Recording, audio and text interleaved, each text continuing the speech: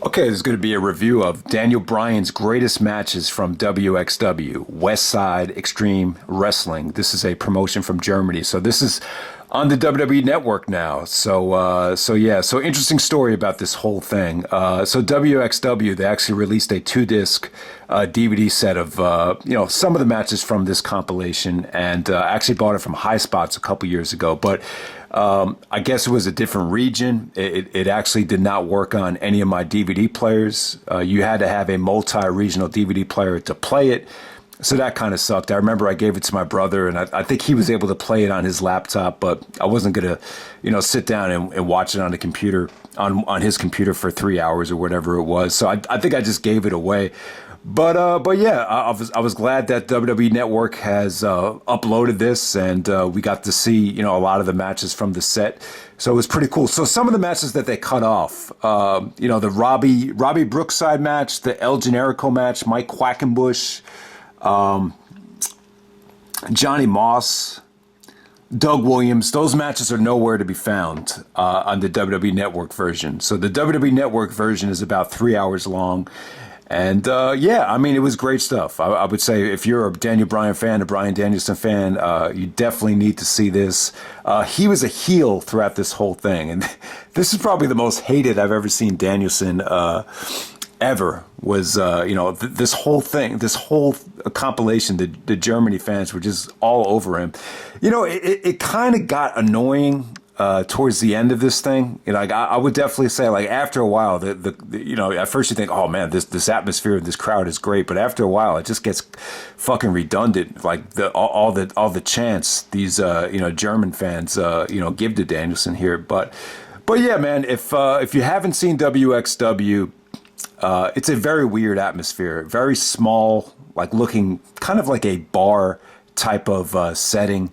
All the fans are, cramped by the ring. There's no chairs. Everybody's it really does feel like a lumberjack match. Instead of wrestlers, it's just fans.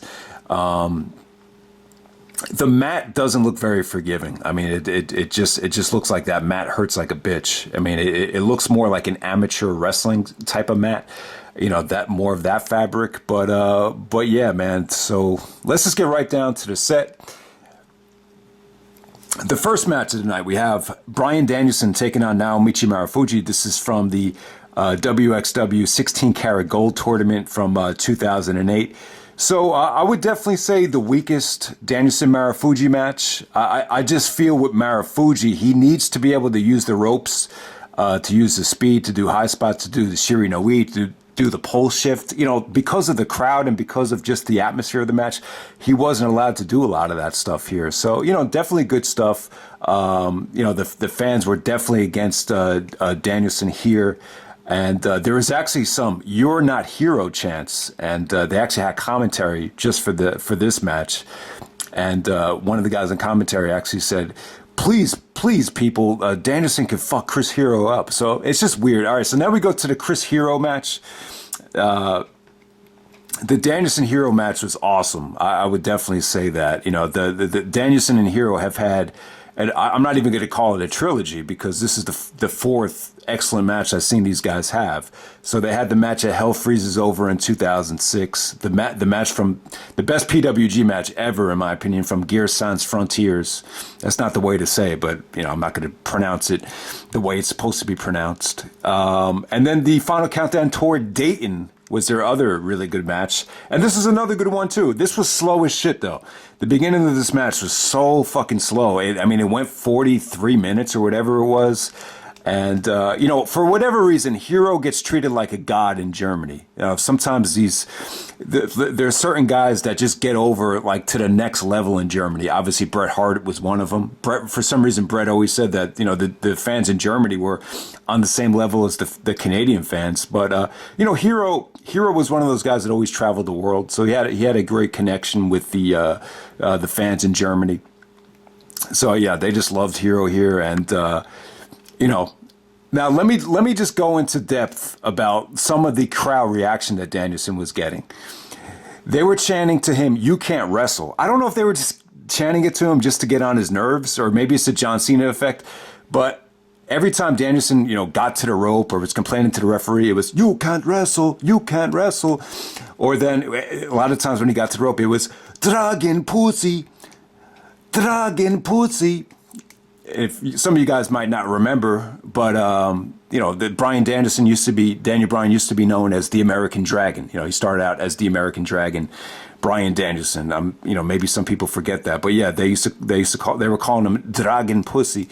There is also like the chance here is really, stole the show from this whole thing. Just the way these fans were getting on Danielson. There was also a best in the room chant. Danielson calls himself the best in the world, but they were chanting best in the room, best in the room, best in the room. Just a whole bunch of shit, man. Overrated. You're like, overrated, so fucking overrated. Like, you have to see it to believe it. I cannot believe it. But Danielson, he was wrestling full out heel throughout this whole thing. His finish at the time was, small, kicking the guy in the nuts while the referee's distracted and giving him the small package. And if you haven't seen it, like, Danielson perfected that finish against Colt Cabana at Gut Check, which is, what was it? It was like a 2 out of 3 falls match, actually, I think it was. Man, what was it? There was a 60-minute time limit that match had. And Danielson goes like this to ref. He's like, ref, check the time, check the time. So as the referee's looking to check the time, Danielson kicks Cabana in the balls, hits him with the small package. So that was like Danielson's finish. Like, I swear to God, this whole fucking set, his finish is a kick to the balls and a small package. The very last match against Absolute Andy, when he kicked out of it, the crowd went crazy. But yeah, but back to the Hero match, though, man. I thought this was great stuff. This is when Hero was, taking himself more seriously. He cut that promo in New York City where he's like, I am tired of being entertaining. Because the last time I was here in New York City, I got pinned by Delirious. So Hero was really getting himself into shape. He even took his shirt off here. You remember Hero was kind of out of shape at first, and he never wrestled with his shirt off, but he took it off here. He went blow for blow with Danielson. Just good stuff, man. 40 minutes. They wrestled hard as hell. It starts off slow as shit as first, but as the match progressed, I just thought it was really good. Not better than the PWG match, but I think you could definitely argue that this was probably the second best match that they had. I thought it was really that good. All right, so next up on the set, we had a match against Nigel McGuinness. I would definitely say here, all right, so this is when Nigel was the Ring of Honor World Champion, and it's just weird. It's just weird watching this match because Nigel was such a heel in the States, but here they treated him like he was a babyface, treated Danielson like he was the heel. And I don't know, like they just couldn't get into that rhythm here. I don't know exactly what it was. I think Danielson and Nigel, because of the way their matches go, you really need a lot of space, even on the outside. For as good as they are technically, I still feel like a lot of their matches featured a lot of, outside stuff, a lot of, lariat bumps. Nigel just wasn't able to kind of, show the full arsenal here. So I would definitely say that this was probably their weakest match, right? On the same level as the match that they had in Japan in September of 2008. It's definitely one of the weaker Nigel Danielson matches. It doesn't take you on a roller coaster ride the way the unified match and the driven match that you can't even, it didn't even come close. But while it lasted, it was cool. The Danielson and Nigel did their thing in terms of Nigel showing more of the British style of wrestling here. It didn't really, it just didn't really get too action packed. So I'll definitely say that about it. All right, so what else was on here? I don't have the exact. I'm just reading the original match listing from the DVD set. Okay, so there's actually a match against Zack Saber Jr. on here from 2009, and Danielson versus Zack Saber Jr. I think this meeting right here, it's just a little bit too early for Zack. Obviously, I think if this Danielson had met Zack in 2015, 2016. It would have been something special. Zack just looked like he just still had a long ways to go in terms of developing his look and everything. What I did notice about the match was Danielson was just playing possum. Like there was one sequence where he played possum and it just came off great. He just struck the shit out of Zack, came out of nowhere. I thought that was cool. That was probably the best playing possum sequence I think I've ever seen Danielson do. The finish was abrupt as hell. This is like the most abrupt finish we'll ever see. Zack was just able to, take Danielson by the arm and just pin him out of nowhere. It was like the really abrupt. But, while it lasted, it was cool. I didn't even know Danielson and Zack even got to wrestle each other. So it's on this set. All right. So another great match from this compilation is Bryan Danielson versus Claudio Castagnoli. Great stuff here. This is by far the longest Danielson Claudio match. It actually went 42 minutes.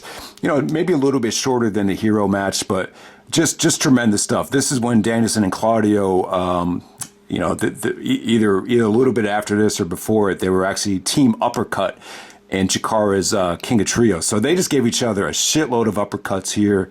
Claudio was the babyface here. Danielson was the heel, obviously, but there was just so many heelish things Danielson did. This match it was so grueling and so draining. Claudio looked exhausted through the end of this thing. He hit him with the Ricola bomb. He thought it was the finish. Danielson got his hand on the rope. The way Claudio looked at Danielson's hand, it was just like, you got to be fucking kidding me. So yeah, I just remember the Claudio Danielson match was pretty cool. I think Claudio even busted out the King of Swing here, so pretty entertaining. Claudio, he actually looked like he had a lot more muscle back then.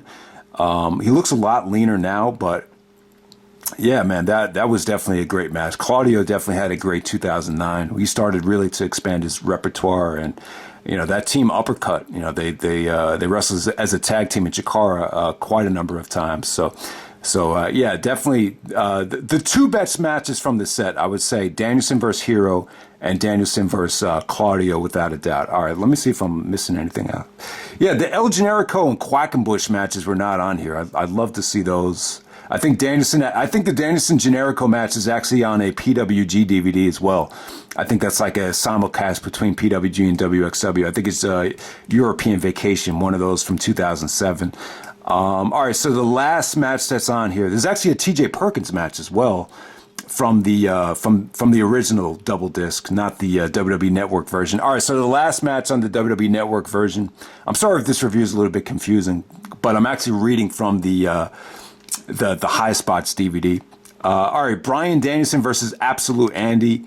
I thought this was a good match. I thought this was a 4-star match. A great way to close off the thing here. I'm assuming this was Danielson's last match before he went to the WWE in 2009. Eventually, he would come back to WCW after he got fired by WWE to wrestle in the Ambition tournament. But Danielson and Absolute Andy, good stuff. This was just, heel Danielson going out of his way to put over the homegrown talent from wXw, and it came off great here. Like I said, guys, the small package, when Danielson hits the low blow and small packages Absolute Andy and he kicks out, the crowd erupts.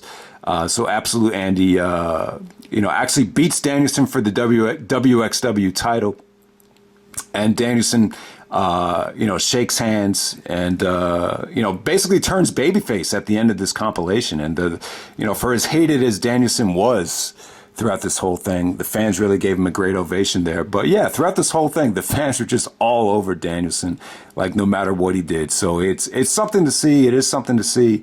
After 3 hours, though, the crowd does get kind of annoying, but it's cool. It's something different. This is probably the most un-WWE atmosphere crowd that you'll see on the network. So it is a rare gem. I've been wanting to check this thing out for a long time. They don't have everything on it, but they narrowed it down to 3 hours, and it's definitely worth checking out, man. So that's Daniel Bryan's greatest matches in wXw, and I'm out. But I forgot to talk about this. I did want to mention Daniel Bryan's WrestleMania situation. So it looks like there's a possibility Daniel Bryan will challenge Roman Reigns at Fastlane. So I mean, it's still not set in stone yet, but it's kind of like, yeah, where does that leave Daniel Bryan for WrestleMania right there? I think it's obvious that Edge and Roman Reigns, you know, that's a big money match for WrestleMania. So where does Daniel Bryan fit into the equation? I do think with WrestleMania being a 2-night event, you could have Roman defend the belt twice. Maybe you could do like a round robin challenge situation. I don't know. I don't know. I think it's a possibility. I highly doubt it. I think if you were to bet money on it, you know, Seth Rollins deserves a big money match for WrestleMania, obviously. So I think Rollins versus Danielson, you could easily do that. You know, maybe Rollins and Cesaro, you know, they could have a match at Fastlane.